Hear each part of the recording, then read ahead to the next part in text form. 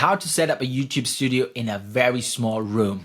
My name is Manuel, and in this video I'm sharing how I turned my poorly lit tiny office space into a professional looking YouTube studio. If you're new to this or unhappy with your room arrangement, then this video is for you. Let's fix this setup right now. First things first, plan your space, and that means measure it and draw it on a little map and make sure to keep it simple. You don't need much. You just need a corner or a wall where you can sit or stand comfortably.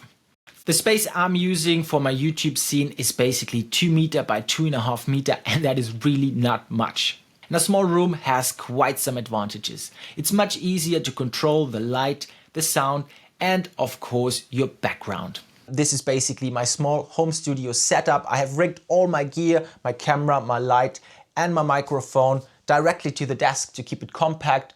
If you're interested in the gripping gear, I have linked it up in the description.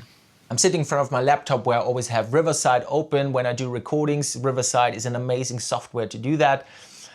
We can do a deep dive into Riverside in another video if you're interested. Next step, style and rearrange your background. Less is more. So remove all unnecessary things that don't add any value or style in your background. And use what you have. A plant can be nice, maybe a poster or a shelf can be cool. I suggest you also add a light source. That can be a small room lamp. I use the Samsung Hue Play bars because they're so flexible. I can control them and change the lighting into all kind of colors. So I really love these add-ons in my background. Some smart tweaks here and there can make a huge difference. The goal, maximize what you've got without overcomplicating it. Let's talk about the lighting. If you have zero budget, you can always just stand in front of the window and use the soft but directed light from the window, which will always look good. But it's just not consistent. If you want to reproduce a certain setup and a certain lighting, I suggest you get a small LED light source with a softbox.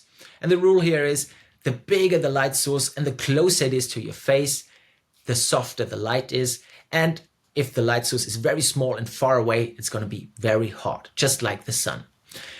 A good position for your light source is always in front of you, slightly above the eye line. If you like to shape it, you can add a little angle, but make sure there are not too many shadows in your face. And because I don't have so much space here, I can't really use a big softbox. That's why I'm using these Neewer LED panels, and it's actually a bit too hard, and to soften it out, I just attached some diffusion foil, and that helps to make the light a bit softer. Let's talk about the gear. To get a cinematic look, it's not about the camera, it's much more about the lens. And the further away your background is from the lens, the blurrier it gets and the more cinematic it looks. But what if your room is very small and you don't have so much space? Well, that means you need a good lens with an open aperture like a 1.4 or 1.8 or 2.0.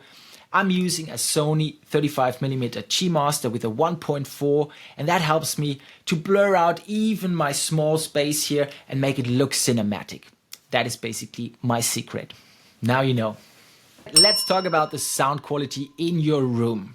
If you're sitting in an empty room, the sound is echoing back and forth and it sounds terrible. And to improve that, you should add a rug, some cushions, maybe some furniture, anything that swallows sound. To improve the sound quality of your voice, I suggest you get a USB microphone that you can just plug into your computer. If you like to record with your camera, you can use a shotgun mic. And here's my secret tip. If you have zero budget for mic, just use the earplugs from your phone with the cable. They have actually a quite good microphone if you speak directly into it. I'm using a Sennheiser microphone. I've linked it up in the description.